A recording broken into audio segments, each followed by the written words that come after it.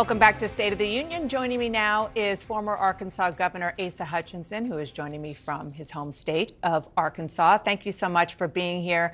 I want to start with a moment on the debate stage. You were booed by the debate crowd for saying that you would not support Donald Trump for president if he is convicted of a crime. Last week, former Governor Larry Hogan told me that the fact that most candidates, almost all of them, besides you and Chris Christie, raised their hands was disgusting, and he called it an embarrassment. Is that how it felt on stage? Well, I was surprised. It was a very clear question as to whether we would support Donald Trump if he's convicted of serious felonies. And I was the only one that said very clearly that I would not support him. And so I was surprised at that. That doesn't seem to be a difficult question to me. And I stood out at that moment. And whether I get booed in the audience is not really the relevant factor. The relevant factor is our country. It's our party. It's about standing on the principles that you believe in. And I stood out at that moment, and I'm proud of that decision. And it was the right call. And I hope more people identify with what I said.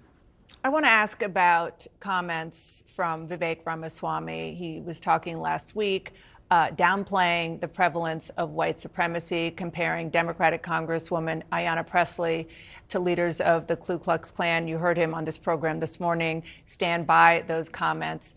You were a U.S. attorney, and you prosecuted violent white supremacist groups. I believe you even negotiated an end to an armed standoff while wearing a bulletproof vest. Given all of that, what's your reaction? Well, what you recited is true. I've seen white supremacy in action. I've prosecuted them when they turned violent, and we put them in jail. And that's important for our society. And anytime there is hate actions like it appears to be in Jacksonville yesterday, we have to make sure that that's not something we're going to tolerate in America. And that's one of the reasons, as governor, I signed a law that was our first hate crime law in Arkansas, making sure there was extra penalties for those that committed crimes in the name of racial hatred. And so whenever I hear Mr. Ramaswamy talk about this issue, he's not really looking at real life in America. Now, we can move beyond that. And the other thing that I'm concerned about is Dr. King's 60th anniversary of his speech, and he was about expanding the voting base. Mr. Ramaswamy wants to shrink the voting base and say those that are 18 years of age and to 25 can't vote. And to me, that was totally the wrong direction to bring young people in our party and set an example of where we need to move in our democracy and participation. So I think those are really important points to make today at near this anniversary of Dr. King's speech. I want to ask about something that another one of your competitors, Ron DeSantis, said this week. He said he would send the U.S. military onto Mexican soil on day one of his presidency to try to stop the drug cartels. One expert warned it would be a massive violation of sovereignty. You were also, in your past, a top border official under George W. Bush, the head of the DEA as well. Is that a realistic solution?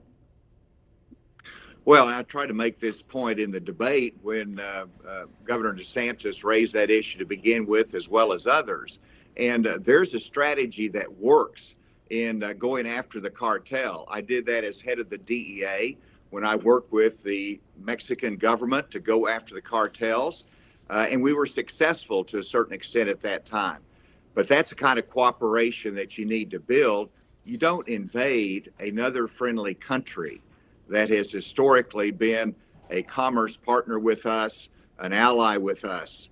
And so you don't invade them, you work in cooperation with them. Sure, we need to put economic pressure on Mexico to cooperate to a greater extent in enforcing the rule of law. These are all points that I made in the debate, and you've got to not just say what sounds great at the time, that you need to invade or you need to drop bombs. Sure, we need to utilize the military for intelligence gathering purposes, but obviously we got to work in cooperation with Mexico. The Trump campaign, Governor, says that it has raised more than $7 million since his arrest in Georgia, close to $20 million total since he was indicted there. It's what they say. We haven't seen the FEC report, obviously, yet. If it's accurate, what do you make of that? Well, in some ways, it's not a surprise. Whenever you look at the way Donald Trump has misled his supporters from day one and continues to do so, he's depending upon those donations, and everything that he does is designed to raise more money to support his defense. And right now, whenever you look at the state of the Republican race, I think what everybody saw in the debate was that there are good alternatives to Donald Trump in leading our party and our country that will take us a different direction than Joe Biden. But secondly, it's going to take the base to be able to change actually those numbers. I think that will happen over time, but it takes people standing up like I did on the debate stage. It takes people with courage that will tell the truth in terms of where we are as a party and how this is a defining moment for our country. And we can't be a party of grievance that Donald Trump wants to lead us into, or the past. It has to be the future and problem solving. And that's what I want to bring, because that's what America needs right now. It was a little tough for you to hit the 40,000 donor requirement in order to make it on the first debate stage. What has your fundraising been like since the debate last week? Have you seen an increase in donations and overall donors? Outstanding. And actually, we did go over the 40,000 mark. It was after 2 weeks of getting about 20,000 new donors. And even on the debate night itself, we had almost 4,000 new donors that were added because of my debate appearance. And so momentum builds momentum, and very optimistic about being on the next debate stage, which will be in Simi Valley, California at the Reagan Library. Obviously, an important occasion, and I expect to be there.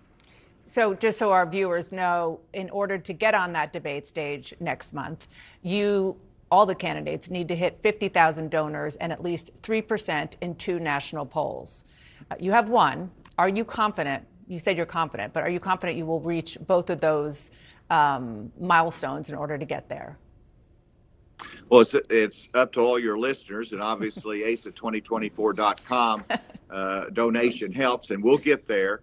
The 3%, we actually made that in a recent poll. It hasn't been recorded in Real Clear Politics yet, but we've made that 3%. I just hope that pattern continues. So we're going to continue with this message that's true, that is defining, that separates me apart, and I believe that will garner enough support to bring us to the next debate. Former Governor Asa Hutchinson of Arkansas, joining me from Bentonville, Arkansas, your hometown. I really appreciate it. Thank you so much for joining me this morning. Thank you, Dana.